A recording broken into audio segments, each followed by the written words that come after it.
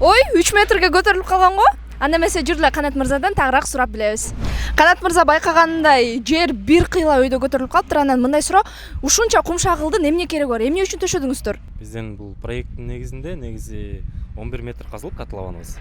6 метр кайра грунтовый подушка каралган да. Ошонун негизинде биз ар бир послойно кылып ошо топуракты шагылга алмаштырдык. Ошондо Канат мырза бул жактагы топурактын баардыгын казып алып чыгып, кайра кум шагыл жаңыдан төшөдүңүздөрбү? Ооба, биздики деген ошол 18 слой азыр неме жасадык. Послойный трамбовка. Эми 2 слойубуз калды буюрса. Канат мырза таптоо иштери бүтүп жатат экен, ошондо бетон иштери качан башталат? Буюрса ошо 2 слойду бүтсөк эле бир жуманын аралыгында уже бетон жумуштарга киришип баштайбыз. Жакшы. Эскерте кетсек, достор, Дөөлөт курулуш компаниясы ипотека менен кооперативге караганда альтернатива болуп саналат.